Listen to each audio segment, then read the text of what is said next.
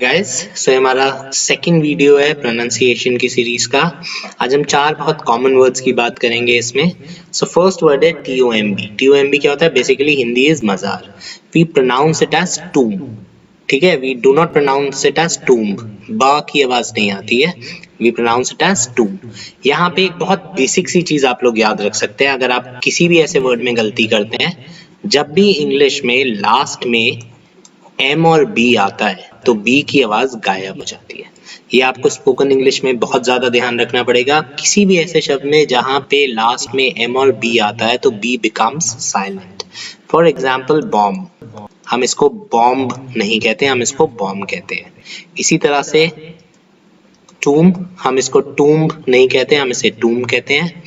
इसी तरह से कोम, ठीक है, कंघा, तो ये सब में आप देखेंगे तो B साइलेंट हो जा रहा है। क्लाइंब बोलते हैं, क्लाइंब नहीं बोलते हैं।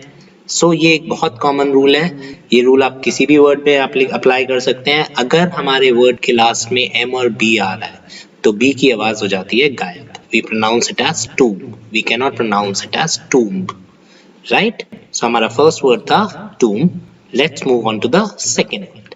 ये मैंने मेजॉरिटी बच्चों को गलत बोलते हुए सुना है, या बहुत सारे स्टूडेंट्स को गलत बोलते हुए सुना है। जब मैं साधु को इंग्लिश में क्या बोलता हूँ, लिखता हूँ MONK, बट इसका प्रोनाउंसिएशन मॉन्क नहीं होता है, इसका प्रोनाउंसिएशन होता है मंक, राइट? तो मॉन्क हम नहीं बोलेंगे, हम बोलेंगे monk. He is a monk, right? Sadhu, sadhu, sage and monk. ये इंपॉर्टेंट इसीलिए है बिकॉज इंडिया में या हिंदी लैंग्वेज में we have a lot of words for sadhus, but the moment I talk about English I have just one word, और sage and this and hermit, तो तीनों में थोड़ा थोड़ा सा डिफरेंस होता है। सो इसको हम मंक बोलते हैं, टिबेटन मंक्स होते हैं, मॉन्क्स नहीं होते हैं, राइट? तो हमारा सेकेंड वर्ड था MONK, जिस which is pronounced as monk, meaning होता है sadhu. Let's move on to the third word. अब इसमें क्या है, SWORD, इसमें हम O को लंबा नहीं करते हैं, ठीक है? इसको हम क्या बोलते हैं, सॉर्ड, ठीक है? तो सॉर्ड नहीं बोलेंगे, इसको हम बोलेंगे सॉर्ड।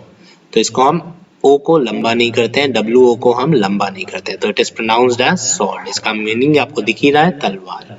तो तलवार को इंग्लिश में क्या बोलते हैं, सॉर्ड। सॉर्ड नहीं बोलेंगे, sword, right? So it is pronounced as sword. The last word for today, ये एग्जाम में भी बहुत आता है, फासन।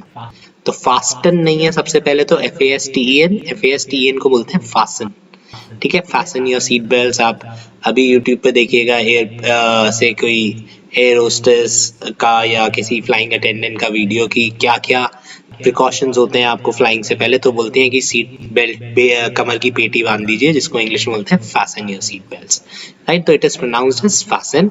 एंड ये एग्जाम्स में क्यों इंपॉर्टेंट है? क्योंकि ये टाई का सिनोनिम हो सकता है हमारे कॉम्पिटिटिव एग्जाम्स में। क्यों हो सकता है? क्योंकि कॉम्पिटिटिव एग्जाम्स में लिखा होता है find the word nearest to the meaning, right? तो फैसन इज ऑल्सो बांधना, टाई इज ऑल्सो बांधना, तो इसको फास्टन नहीं बोलेंगे, फासन बोलेंगे, राइट? एंड इसका मीनिंग हो जाएगा बांधना।